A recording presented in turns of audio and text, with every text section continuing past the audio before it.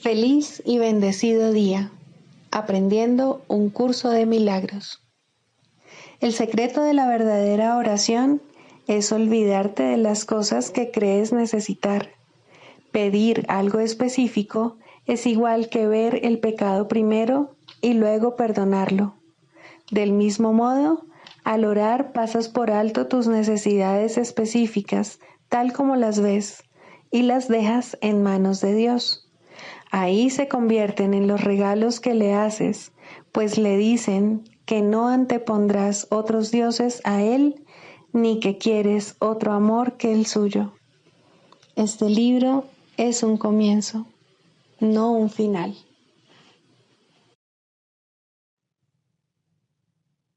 Del prefacio, que postula, párrafo 5.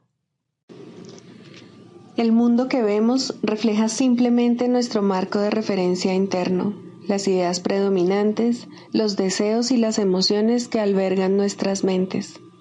La proyección da lugar a la percepción.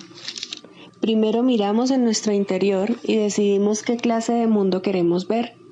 Luego proyectamos ese mundo afuera y hacemos que sea real para nosotros tal como lo vemos. Hacemos que sea real mediante las interpretaciones que hacemos de lo que estamos viendo. Si nos valemos de la percepción para justificar nuestros propios errores, nuestra ira, nuestros impulsos agresivos, nuestra falta de amor en cualquier forma que se manifieste, veremos un mundo lleno de maldad, destrucción, malicia, envidia y desesperación.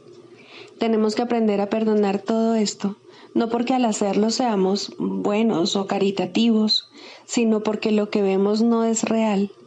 Hemos distorsionado el mundo con nuestras absurdas defensas y por lo tanto estamos viendo lo que no está ahí.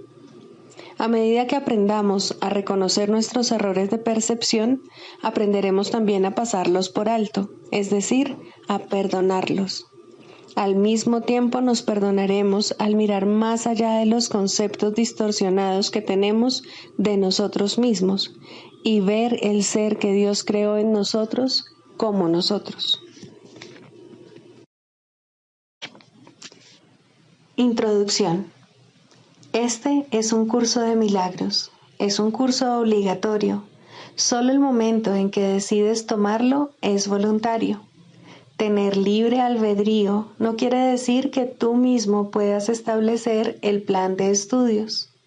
Significa únicamente que puedes elegir lo que quieres aprender en cualquier momento dado. Este curso no pretende enseñar el significado del amor, pues eso está más allá de lo que se puede enseñar. Pretende, no obstante, despejar los obstáculos que impiden experimentar la presencia del amor, el cual es tu herencia natural. Lo opuesto al amor es el miedo, pero aquello que todo lo abarca no puede tener opuestos. Este curso puede, por lo tanto, resumirse muy simplemente de la siguiente manera. Nada real puede ser amenazado. Nada irreal existe. En esto radica la paz de Dios. Capítulo 1. El significado de los milagros. Primero, principios de los milagros. Principio 15. Todos los días deberían consagrarse a los milagros. El propósito del tiempo es que aprendas a usarlo de forma constructiva. El tiempo es, por lo tanto, un recurso de enseñanza y un medio para alcanzar un fin. El tiempo cesará cuando ya no sea útil para facilitar el aprendizaje. Capítulo 14. Las enseñanzas en favor de la verdad. 6. La luz de la comunicación. La jornada que juntos emprendemos es el intercambio de la oscuridad por la luz y el de la ignorancia por el entendimiento. Nada que entiendas puede ser temible. Es solo en la oscuridad, y en la ignorancia, donde percibes lo aterrador y huyes de ello para sumirte en una obscuridad todavía más tenebrosa. Mas sólo lo que está oculto puede aterrorizar, no por lo que es intrínsecamente, sino por el hecho de estar oculto. Lo tenebroso es aterrador porque no comprendes su significado. Si lo comprendieses, estaría claro para ti y ya no estarías en la oscuridad. Nada tiene un valor oculto, pues lo que está oculto no puede ser compartido y por lo tanto se desconoce su valor. Lo que está oculto se mantiene aparte, pero el valor de algo reside siempre en el aprecio que se le da conjuntamente. Lo que está oculto no puede ser amado y así solo puede ser temido. La serena luz en la que el Espíritu Santo mora dentro de ti es sencillamente una luz donde todo está al descubierto, donde no hay nada oculto y por ende donde no hay nada que temer. El ataque siempre cederá ante el amor si se lleva ante éste y no se mantiene oculto de él. No hay tinieblas que la luz del amor no pueda disipar, a menos que se mantengan ocultas de la influencia benéfica del amor. Lo que se mantiene fuera del alcance del amor no puede compartir su poder curativo, pues ha sido separado de él y se ha mantenido en la obscuridad. Las centinelas de la obscuridad la vigilan celosamente, y tú, que fabricaste de la nada a esos guardianes de lo ilusorio, tienes ahora miedo de ellos. ¿Vas a continuar otorgándole un poder imaginario a esas extrañas ideas de seguridad? No son ni seguras ni inseguras, no protegen ni tampoco atacan, no hacen nada en absoluto, pues no son nada en absoluto.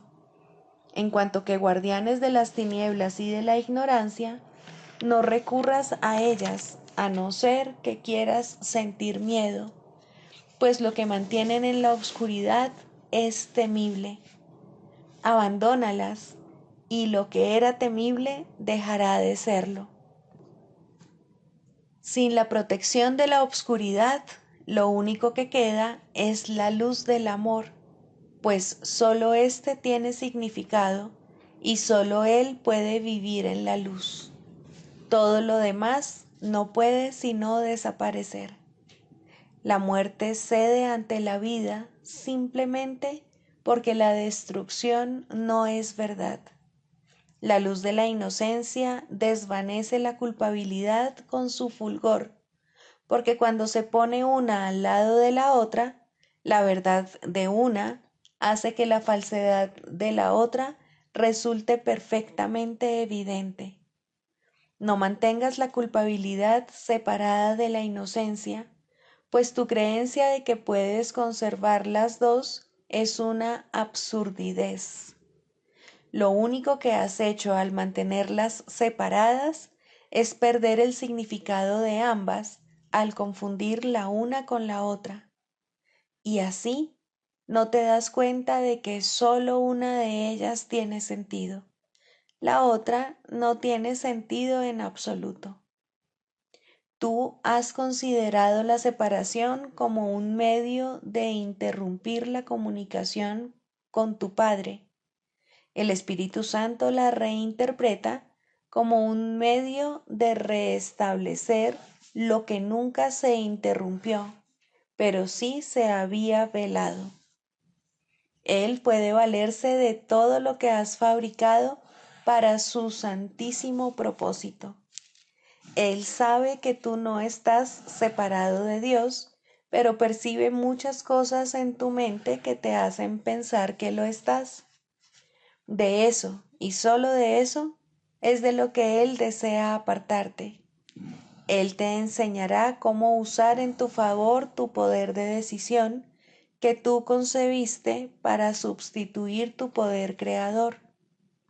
Tú, que concebiste el poder de decisión para crucificarte a ti mismo, tienes que aprender del Espíritu Santo cómo utilizarlo en beneficio de la santa causa de la restauración. Tú, que hablas haciendo uso de símbolos turbios y engañosos, no entiendes el lenguaje que has inventado. No tiene sentido, pues su propósito no es facilitar la comunicación, sino interrumpirla. Si el propósito del lenguaje es facilitar la comunicación, ¿cómo puede tener sentido dicha lengua? Mas incluso este extraño y tergiversado esfuerzo de querer comunicar no comunicando contiene suficiente amor como para hacer que tenga sentido si su intérprete no es su hacedor. Tú que lo inventaste solo estás expresando conflictos y el Espíritu Santo quiere liberarte de ellos. Pon en sus manos lo que quieres comunicar. Él lo interpretará con perfecta claridad, pues sabe con quién estás en perfecta comunicación. No sabes lo que dices y, por lo tanto, no sabes lo que se te dice, pero tu intérprete se da cuenta de lo que quieres decir en tu extraño lenguaje. Él no intentará comunicar lo que no tiene sentido, sino que separará todo lo que lo tiene, descartando el resto, y les transmitirá a aquellos que verdaderamente quieran comunicarse contigo lo que en verdad quieres comunicarles. Hablas dos lenguajes al mismo tiempo, lo cual no puede sino ser algo ininteligible.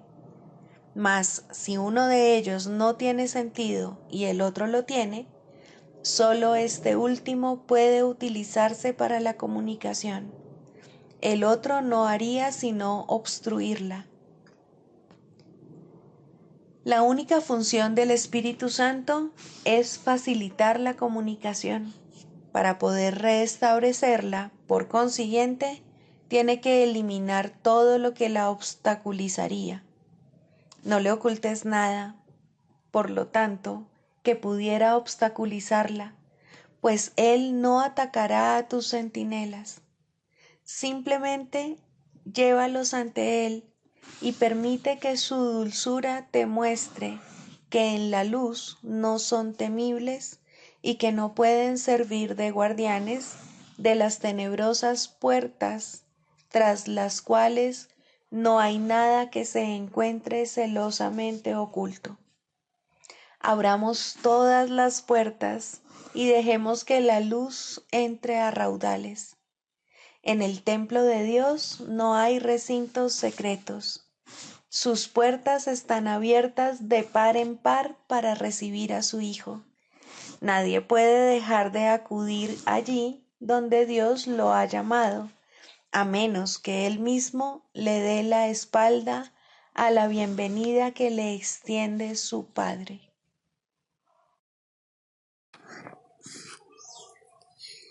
¿Qué es la salvación?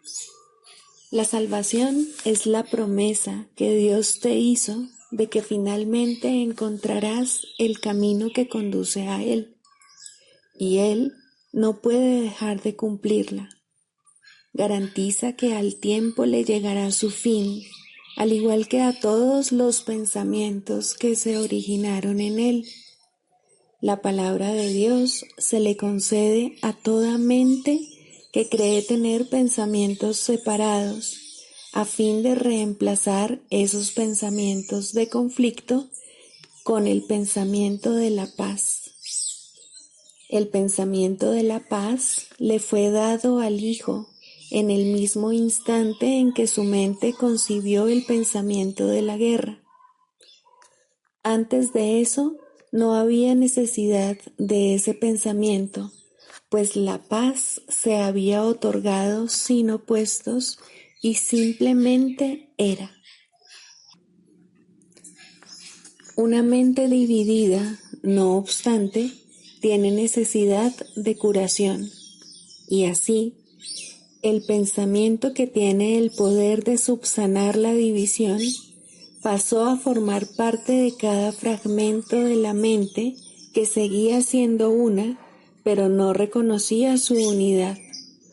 Al no conocerse a sí misma, pensó que había perdido su identidad. La salvación es un deshacer en el sentido de que no hace nada, al no apoyar el mundo de sueños y de malicia. De esta manera, las ilusiones desaparecen.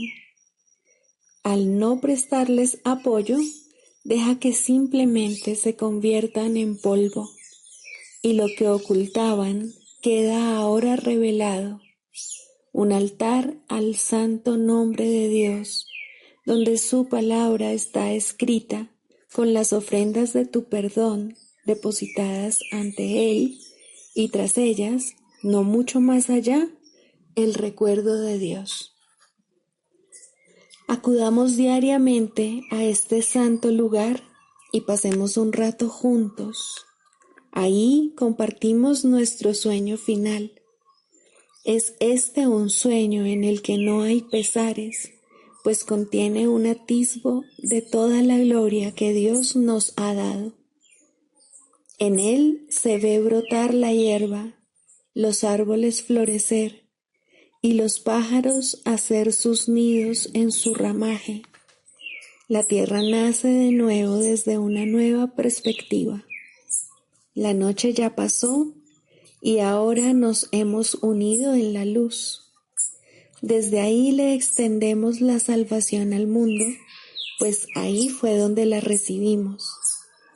El himno que llenos de júbilo entonamos, le proclama al mundo que la libertad ha retornado, que al tiempo casi le ha llegado su fin y que el Hijo de Dios tan solo tiene que esperar un instante antes de que su Padre sea recordado, los sueños hayan terminado, la eternidad haya disuelto al mundo con su luz y el cielo sea lo único que exista.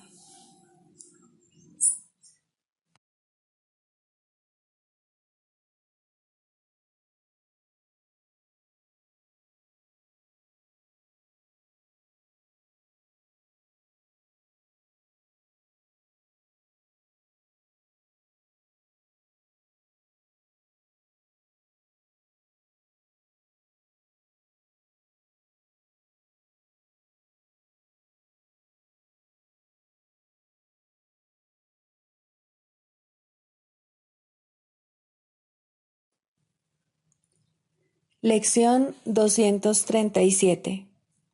Ahora quiero ser tal como Dios me creó. Hoy aceptaré la verdad acerca de mí mismo. Me alzaré glorioso y dejaré que la luz que mora en mí irradie sobre el mundo durante todo el día. Le traigo al mundo las buenas nuevas de la salvación que oigo cuando Dios, mi Padre, me habla.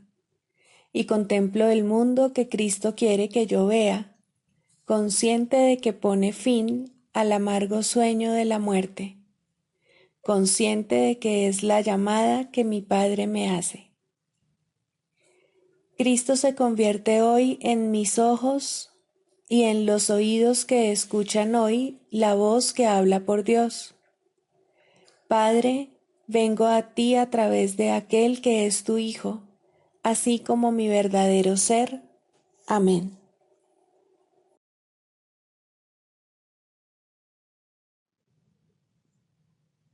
Del Manual para el Maestro, pregunta 4. ¿Cuáles son las características de los maestros de Dios? 5. Júbilo. El júbilo es el resultado inevitable de la mansedumbre. La mansedumbre significa que el miedo es ahora imposible. ¿Qué podría entonces obstaculizar el júbilo? Las manos abiertas de la mansedumbre están siempre colmadas. Los mansos no experimentan dolor, no pueden sufrir. ¿Cómo no habrían de ser felices? Están seguros de que son amados y de que, por lo tanto, están a salvo. El júbilo va unido a la mansedumbre, tan inevitablemente como el pesar acompaña al ataque. Los maestros de Dios confían en Él y están seguros de que su Maestro va delante de ellos, asegurándose de que no les acontezca ningún daño. Disponen de sus dones y siguen su camino, porque la voz de Dios los dirige en todo. El júbilo es su himno de gratitud, y Cristo los contempla también con agradecimiento. La necesidad que Él tiene de ellos es tan grande como la que ellos tienen de Él. Qué gozo tan inmenso compartir el propósito de la salvación.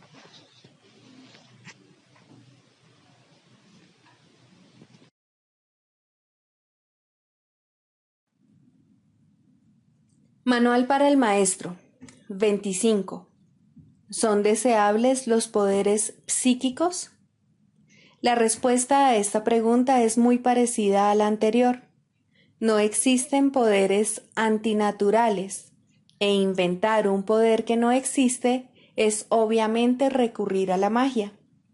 Es igualmente obvio, sin embargo, que cada individuo tiene un sinnúmero de capacidades de las que no es consciente. A medida que su conciencia se expanda, es posible que desarrolle capacidades que le parezcan muy sorprendentes. No obstante, nada que él pueda hacer puede compararse en lo más mínimo con la gloriosa sorpresa de recordar quién es. Si deja que todo su aprendizaje y todos sus esfuerzos se dirijan hacia esa gran sorpresa final, no querrá que las pequeñas sorpresas que se puedan presentar en el camino lo retrasen. Ciertamente hay muchos poderes psíquicos que están claramente de acuerdo con los postulados de este curso. La comunicación no se limita únicamente a la reducida gama de canales que el mundo reconoce. Si así fuese, no tendría objeto tratar de enseñar la salvación. Sería imposible hacerlo. Los límites que el mundo le impone a la comunicación son los mayores obstáculos para una experiencia directa del Espíritu Santo, quien siempre está aquí y cuya voz está siempre presta a ser oída. Estos límites se establecen por miedo, pues sin ellos, las paredes que circundan todos los lugares separados del mundo se derrumbarían ante el santo sonido de su voz. Aquel que de alguna manera trasciende estos límites está simplemente volviéndose más natural. No está haciendo nada especial y no hay nada mágico en sus logros. Las capacidades aparentemente nuevas que se pueden adquirir en el camino hacia Dios pueden ser muy útiles. Cuando se le entregan al Espíritu Santo y se usan bajo su dirección, se convierten en recursos de enseñanza muy valiosos. Ante esto, la cuestión de cómo surgen es irrelevante. Lo único que hay que tener en cuenta es el uso que se les da. Si se consideran como fines en sí mismas, independientemente de cómo se haga esto, el progreso se demorará. Su valor no reside tampoco en que prueben nada, ni en que sean logros del pasado, conexiones insólitas con lo invisible o favores especiales de Dios. Dios no hace favores especiales, y nadie tiene ningún poder que los demás no posean. La posesión de poderes especiales solo se puede demostrar mediante el uso de trucos mágicos. Nada que sea genuino se puede usar para engañar. El Espíritu Santo es incapaz de engañar y solo puede valerse de capacidades genuinas. Lo que se usa con fines mágicos no le sirve a él, y lo que él usa no se puede emplear para la magia. Existe, sin embargo, una atracción especial por las capacidades poco usuales que las hace curiosamente tentadoras. Estos poderes son los que el Espíritu Santo quiere y necesita, mas el ego ve en estos mismos poderes una oportunidad para vanagloriarse. Cuando los poderes se convierten en debilidades, es ciertamente trágico. Lo que no se le entrega al Espíritu Santo no puede sino entregársele a la debilidad, pues lo que se le niega al amor se le da al miedo, y como consecuencia de ello será temible. Incluso aquellos que han dejado de valorar las cosas materiales del mundo pueden dejarse engañar por los poderes psíquicos. Al dejar de interesarse por los regalos materiales del mundo, el ego se ve seriamente amenazado, mas todavía puede ser lo suficientemente fuerte como para recobrarse valiéndose de esta nueva tentación a fin de recuperar su fuerza mediante el engaño. Muchos en esta situación no se han percatado de las defensas del ego, si bien no es que éstas sean precisamente sutiles. Sin embargo, mientras se tenga el más mínimo deseo de ser engañado, el engaño se producirá fácilmente. Ahora el poder deja de ser una facultad genuina y ya no se puede contar con él. Es casi inevitable que el individuo refuerce las incertidumbres que tiene acerca de su poder, engañándose cada vez más a sí mismo, a no ser que cambie de parecer con respecto a su propósito. Cualquier capacidad que alguien desarrolle tiene el potencial de hacer bien. En esto no hay excepciones. Y cuanto más insólito e inesperado sea el poder, mayor será su potencial para ayudar. La salvación tiene necesidad de todas las capacidades, pues lo que el mundo quiere destruir, el Espíritu Santo lo quiere restaurar. Se han usado las facultades psíquicas para invocar al demonio, lo cual no hace otra cosa que reforzar al ego. Mas estas facultades pueden ser también un canal de esperanza y curación si se ponen al servicio del Espíritu Santo. Aquellos que han desarrollado poderes psíquicos no han hecho sino permitir que se erradiquen de sus mentes algunas de las limitaciones que ellos mismos les habían impuesto. Si utilizan esta mayor libertad para aprisionarse aún más, no hacen sino imponerse mayores limitaciones. El Espíritu Santo tiene necesidad de esos dones, y quienes se los ofrecen a Él y solo a Él, caminan con la gratitud de Cristo en sus corazones y con su santa visión siguiéndoles muy de cerca.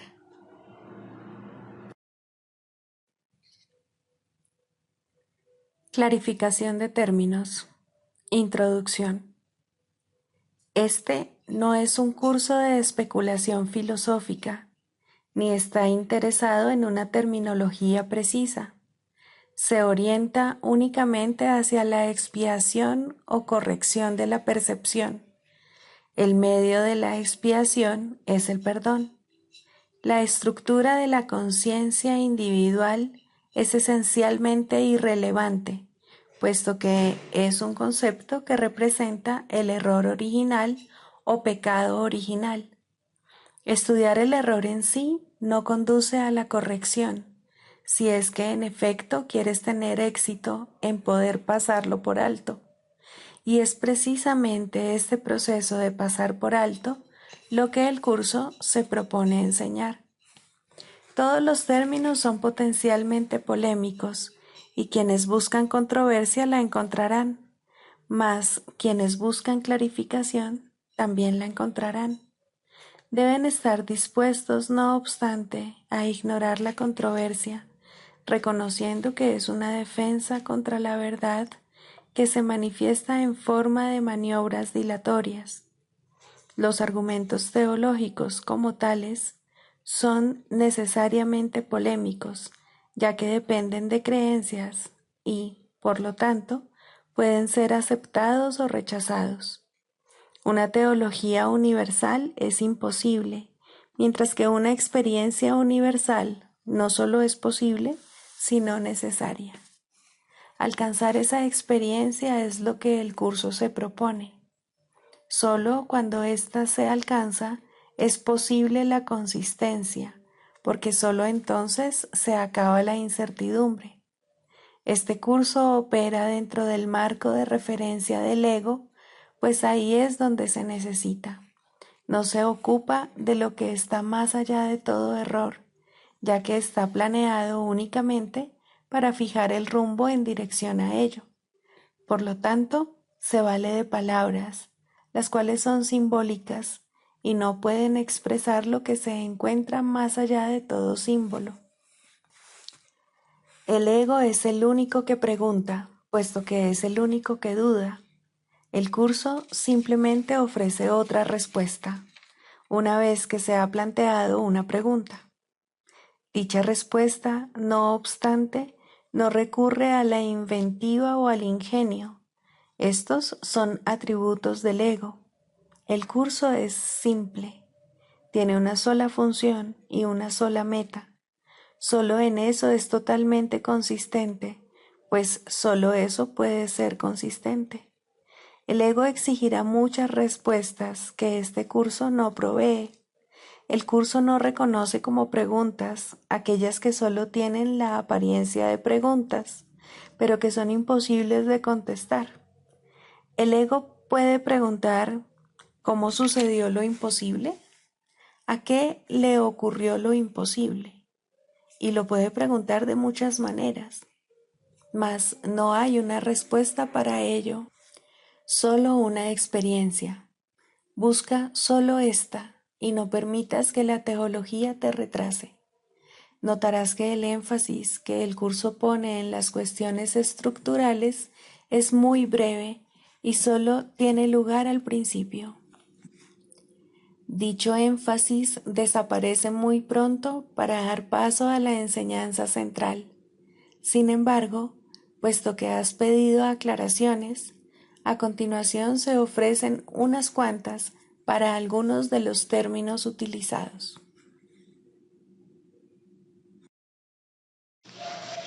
Segundo, el lugar de la religión en la psicoterapia.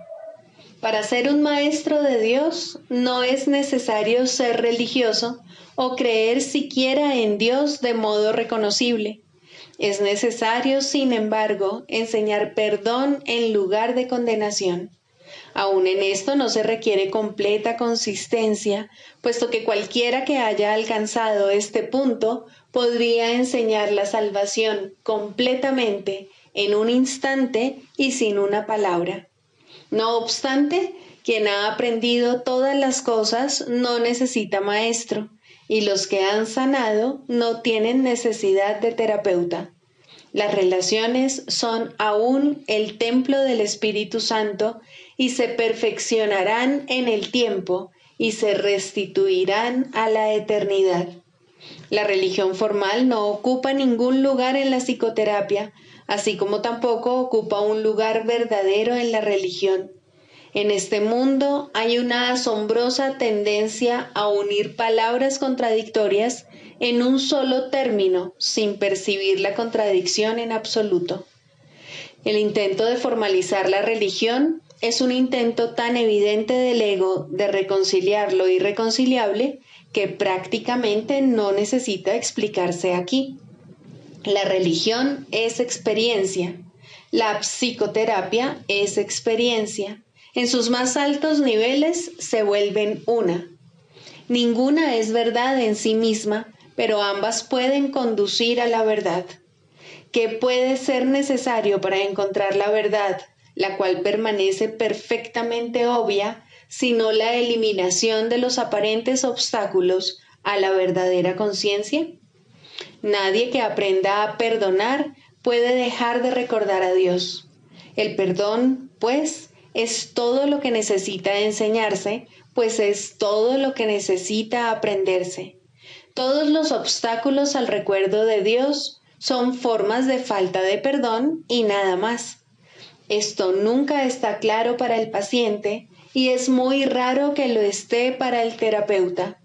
El mundo ha enfilado todas sus fuerzas contra esta conciencia específica, pues en ella radica el fin del mundo y todo lo que representa. Sin embargo, la conciencia de Dios no constituye una meta razonable para la psicoterapia. Esta llegará cuando se complete la psicoterapia, puesto que donde hay perdón, la verdad tiene que llegar. Sería injusto, en verdad, si la creencia en Dios fuera necesaria para el éxito terapéutico. La creencia en Dios tampoco es un concepto significativo, puesto que a Dios solo puede conocérsele. La creencia implica que la no creencia es posible, pero el conocimiento de Dios no tiene opuesto verdadero. No conocer a Dios es no tener ningún conocimiento, y es a esto a lo que conduce toda falta de perdón. Y sin el conocimiento, uno solo puede tener creencia. Diferentes ayudas de aprendizaje resultan atractivas para gente diferente.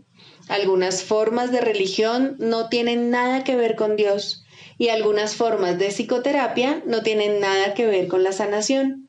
Pero si el alumno y el maestro se unen para compartir una meta, Dios entrará en su relación porque Él ha sido invitado a entrar.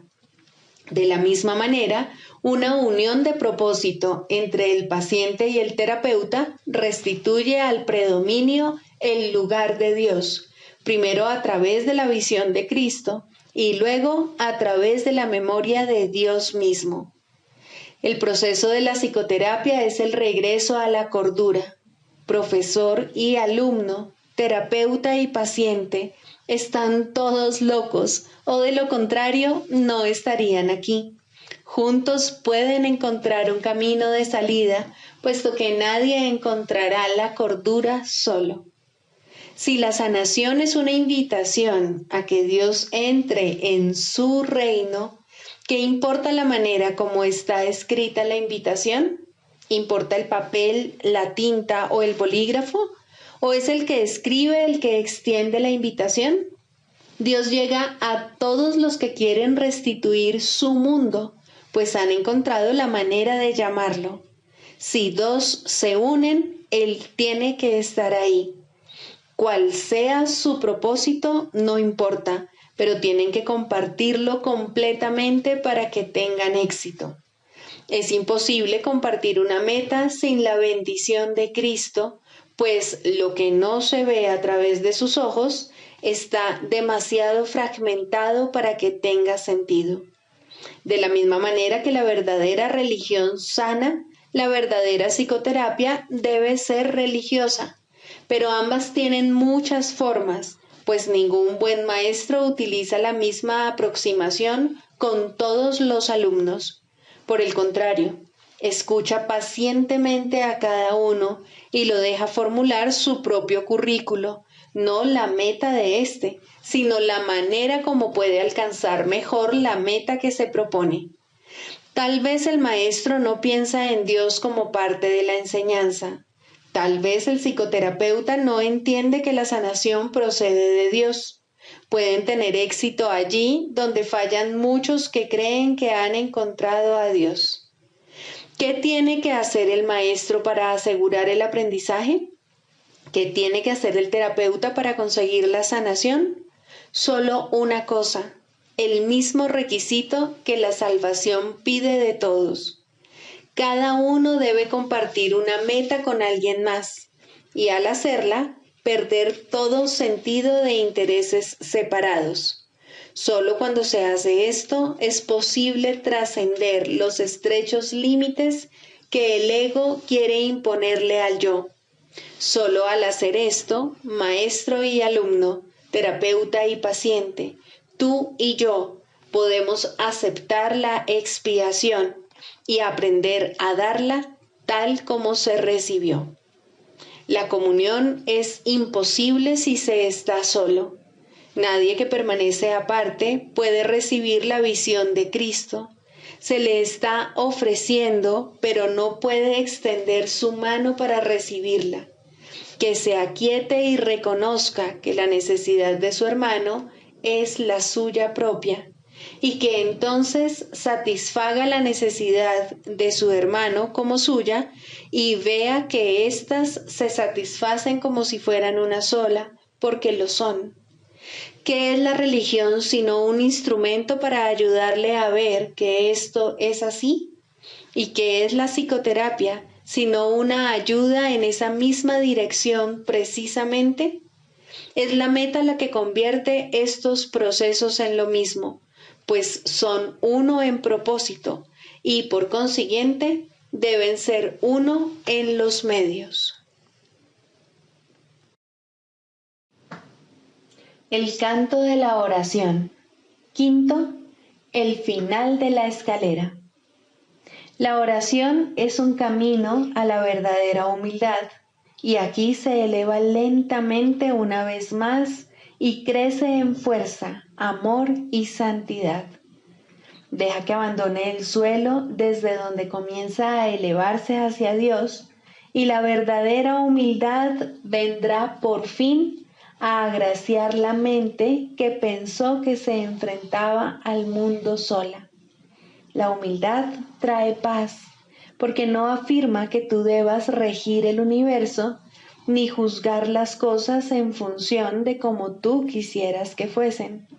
Deja a un lado felizmente todos los insignificantes dioses, no con resentimiento, sino con honestidad y con el reconocimiento de que no sirven para nada. Las ilusiones y la humildad tienen metas tan dispares que no pueden coexistir ni compartir una morada donde pudieran encontrarse. Allí donde una llega, la otra desaparece. Los que son verdaderamente humildes no tienen otra meta que Dios, porque no necesitan ídolos, y la defensa ya no tiene objeto. Los enemigos son inútiles ahora, pues la humildad no es confrontativa. No se oculta avergonzada porque está satisfecha con lo que es, en el conocimiento de que la creación es la voluntad de Dios. Su falta de egoísmo es el ser, y esto es lo que ve en cada encuentro, en los que gustosamente se une a cada hijo de Dios, cuya pureza reconoce y comparte con él. Ahora la oración se eleva por encima del mundo de las cosas, de los cuerpos y de los dioses de todo tipo, y por fin puedes descansar en santidad. La humildad ha venido a enseñarte cómo entender la gloria que es tuya por ser hijo de Dios y a reconocer la arrogancia del pecado.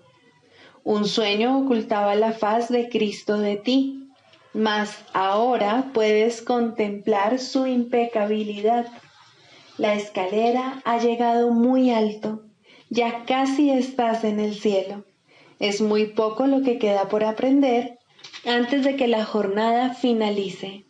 Ahora puedes decir a todo aquel que venga a unirse contigo en oración: no puedo ir sin ti, pues eres parte de mí. Y así es, en verdad. Ahora puedes orar solo por lo que realmente compartes con Él, pues has comprendido que nunca se marchó y que tú, que parecías estar solo, eres uno con Él. Este es el final de la escalera, pues ya no hay nada más que aprender. Ahora te encuentras ante el umbral del cielo con tu hermano a tu lado. Los jardines son amplios y serenos, pues ahí el lugar señalado para el momento en que debías venir ha estado esperando por ti desde hace mucho. Ahí finaliza el tiempo para siempre. En ese umbral, la eternidad misma se une a ti. La oración se ha convertido en lo que siempre estuvo destinada a ser, pues has reconocido al Cristo en ti. Sigamos a Jesús haciendo del perdón algo tan natural como respirar y algo tan vital como el aire. Amén.